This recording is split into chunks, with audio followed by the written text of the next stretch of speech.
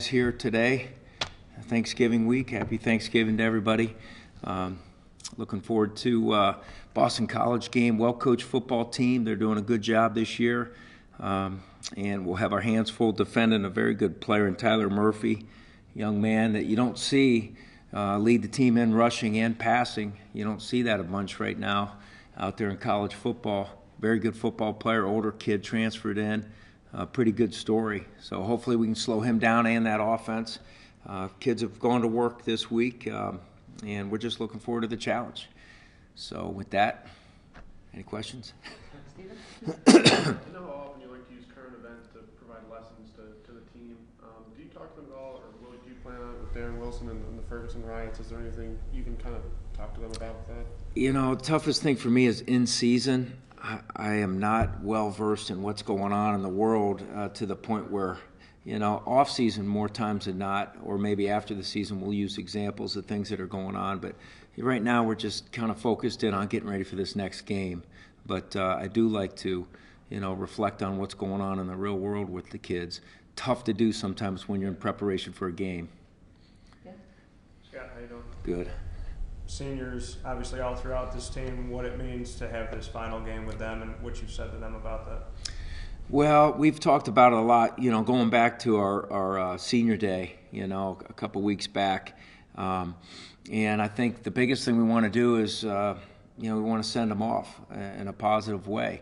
And we have a great group of kids. They've done a great job, both sides of the fence, academically, on the football field, and in the community, especially this group. Whether it's Cam Lynch or Dyshawn Davis, I mean, we have so many kids that have done some really great things above and beyond the football side of things and above and beyond the academic side of things. So this group in particular, Sam Rogers, you know, is a group that I'm going to really miss this group. You know, I said it early in the year, they are a very unselfish group of guys that think outside of themselves, and that's just kind of their makeup. And we're going to miss them. We haven't said a whole lot about last game and all that, you know. We just said we want to go out there and try to win this last game in Boston College, a rivalry that, you know, has been around for a long time, and you know, focus on those types of controllables, and then understand that after the fact we'll have a lot of time to hug and reflect and have that time to appreciate one another. Through kind of all the tough stuff you've gone through this year, it seems like on the recruiting trail it hasn't really affected you too much. Anyone who's left has kind of been in their own particular instance. I know we can't name names, and you've gotten a few guys recently. How encouraging is that for you, just to see that while you guys might not be winning on the field, it doesn't seem to have affected you significantly in recruiting? No, you put your head down and you just go to work hard, and you put your product out there. And what a great product we have. You know, this university here at Syracuse is a special place. So it's a really easy sell that way. I have an extraordinary group of young men going out on the trail recruiting that do a great job. A lot of men of integrity.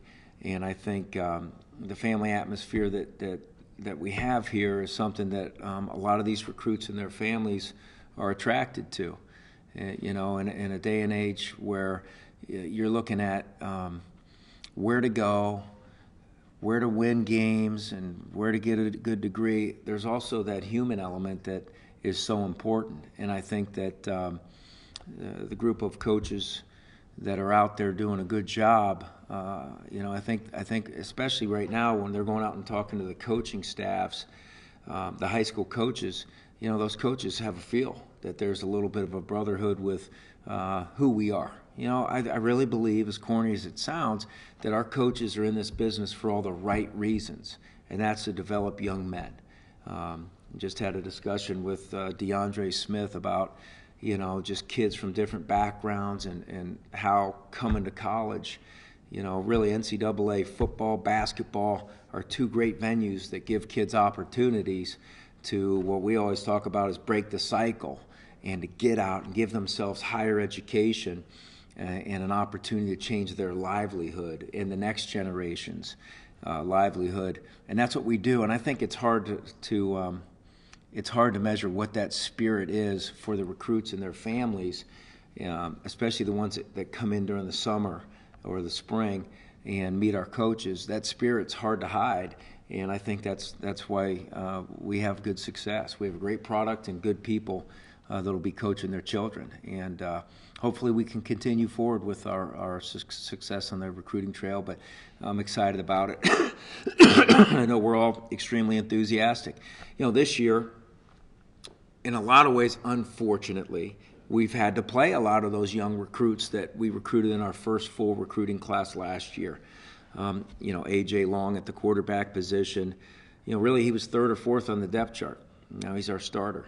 At the middle linebacker position, the quarterback of the defense, it was Marquise Hodge, and then it was Luke Arciniega, and then Zaire Franklin. So we got another third-team freshman playing in the starting role right now. And those are kids, to me, I'm like, this is pretty good. Irvin Phillips. A lot of people question, why are we taking this kid from Connecticut? He's undersized, he's not this, he's not that. That kid's going to have a hell of a career here.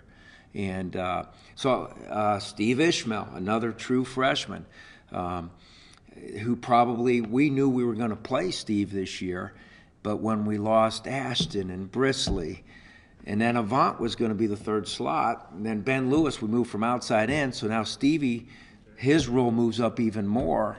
Another third or fourth family type of guy that ends up getting thrown to the Wolves a little bit earlier than we thought. Antoine Cordy.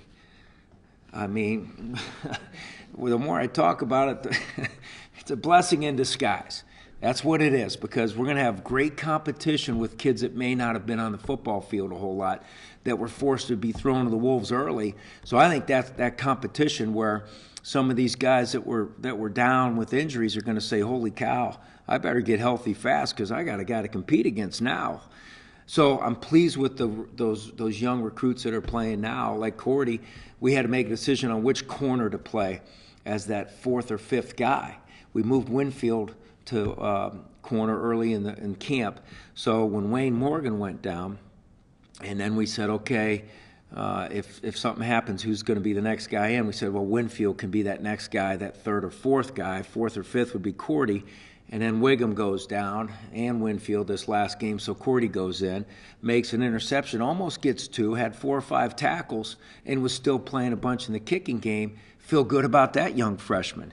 And I think this next class, even though I can't name them by names, is very similar, both athletically and in character.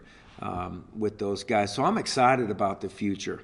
A lot of people trying to beat me up and beat us up because things haven't gone as well as we wanted to. But when I look at who we're playing with, these kids are going to be so much better as sophomores because we know so much about them, and you know what? They know more about the game. I mean, A.J. Long going out and starting against Florida State, playing against Florida, or not starting, but playing a bunch of football against Florida State when Austin went down. What better way to learn, Difficult now, especially for us older guys that are saying, what's going on, But what do? You weather the storm. You fight the good fight with the young kids, helping the older kids try to come up with a victory against Boston College to finish this thing out. But when you do turn the page and start to peek forward, there's a lot of encouraging things going on from a football coach's point of view, from inside out. Now, from outside in, you're going to get all this other stuff going. Everything will just flat out wins and losses. Well, we don't deal with that, and we deal with from inside out. We know where we're headed, and I'm excited. I'm as motivated as I've ever been about the future of Syracuse football. Now, from outsiders looking in, they'll say, oh, he doesn't know what he's talking about. I do, because I chose this to be my livelihood, and so have these coaches. And I love our kids, and I love the kids we're going to get in here next year, and it's going to be a great situation. We just got to weather the storm right now and fight the good fight, go up to Boston College and try to get after them and enjoy the fight, enjoy that process. And that's where we are. So let's go do it. Nico. Good to see you, Coach. Hi, Nico. Yeah, and you mentioned the win over Boston College. What does that do potentially momentum-wise as you head into the offseason? Well, any win always helps momentum, sometimes more from outside in, because the quiet, silent, moral victories from within that go unnoticed except by the family members, the team, I think are probably extremely underrated as well. Because when things don't go well, and you can look around the room and say there's no cracks in the cup, and the kids are continuing to fight for one another, and there's no finger pointing. It's all thumb pointing. I couldn't be more proud of a team this year, comparing it to all my season coaching. I enjoy and I'm as proud of this team as any team I ever had, any team I've ever been involved with. Once again, from the outside in, they're saying he's crazy. Well, you're not in my family. You see what I'm saying? Now we got a lot of great people, some great former athletes here that have continued to do a great job supporting us when things were bad from outside in, when things weren't going well.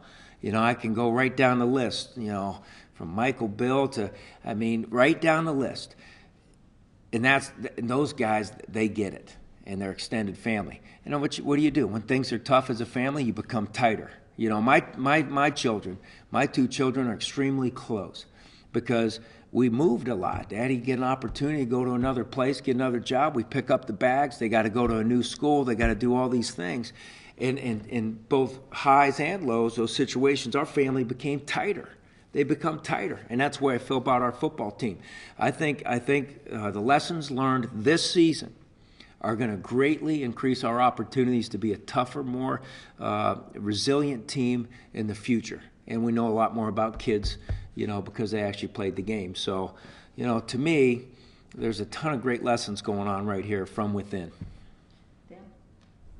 Your answer, you talked about every freshman I was going to ask you about. So they're playing now. So. Going on to that and looking at this team, you've been in situations before where you've had struggling seasons. You've had to face a lot of adversity and learn, and you've turned it around. Sure. How confident are you in the character or the integrity of this group that they can do the same thing? There's no doubt in my mind. There's not an ounce of doubt in my mind.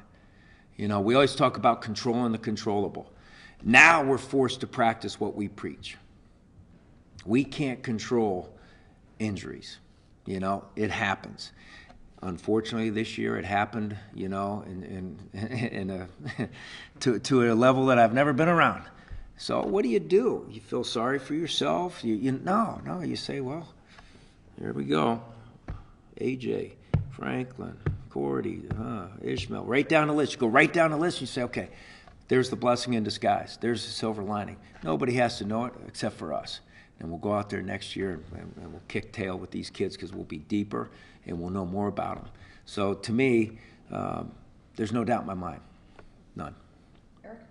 With the finish line in sight, is there any challenges as a coach to get these guys ready or maybe get their focus a little bit more tuned on Boston College because they kind of see the break coming up here? Yeah, to some degree, there's no doubt about that. It's a great question you ask. It's no different than anything. You know, when you can see the finish line, when you can see the finish line, and you don't have an opportunity to continue to play, you know, go to a bowl game, it's always more difficult. It's always more difficult when the extrinsic opportunities to value a bowl game, you know, aren't there, then you got to turn it in. Intrinsic, you know, is going to be the key, which is great because these kids will learn more from finding a way to get it done from within than they would from, you know, hey, get more bowl gear and a bowl ring and that sort of thing. You know what I mean? So to me, it is a hell of a challenge with, you know, 18 to 21, 22-year-old kids. But it's exactly what we as teachers, as coaches, I always feel like coaches are truly teachers first. You look forward to those challenges and those opportunities, you know, albeit it's difficult, but, you know, what in life is worthwhile that wasn't difficult? And that's where we are. The kids that will be sitting in these seats that you guys are sitting in right now in a couple hours, you know, we'll take it to the next step. You know, we had a chance to look at, have you guys seen the movie Lone Survivor? Anybody see that? You get a chance, watch it. And then the guy that is the lone survivor, he's out there on YouTube now, and really an interesting story. And a great appreciation for something greater than what we're doing. But a great example when things are down. I always feel like when things aren't going well, it's important to use real-life examples of things that are far more difficult than what we're going through as lessons for our kids to stop, reflect where we are, and quit feeling sorry for yourself. You know, self-pity is something that we as people are always going to deal with. I had a lot of self-pity after the Pitt game, on the airplane. on the way home, feeling sorry for myself, on the bus, going to bed, staring at the ceiling. And then you got to fire up and say, all right, let's go. Come on, there's real stuff going on. So we used, as an example, this lone survivor story, a true story about an extremely tough man that was fighting a real good fight for our military to do some great things to protect our country, to show the kids, hey, look, we don't have it that bad. Let's go play some football. Let's feel great about the way we finish. Win, lose, or draw, when we turn on the tape, do we appreciate the fact that we continue to play as hard as we could, for as long as we could, and didn't worry about things on the outside. So that's the goal, and that's the challenge, and it is a challenge. Last question, Steven? I wanted to go back to the Pitt game. I think there's like 7.5 minutes left, and you guys had a 4th and 1 around. Yeah, I know. I decided to punt the ball. I'm a defensive mentality. I feel field position. I've seen it for so many years in my career, and I've been on defense. I feel like we can kick that ball, get them inside the 10, get them backed up, maybe force a turnover, and help our offense. It's been struggling a little bit. So I think, 20/20 hindsight, maybe I would have changed my mind on that deal. My gut told me to punt it, put them down, try to put them against the wall, and give yourself a chance to have a short field and some momentum. Felt like it was the right thing to do. Once again, 20/20 hindsight. Would I do it over again? Maybe not. We're good? Okay, thanks. Have a great Thanksgiving.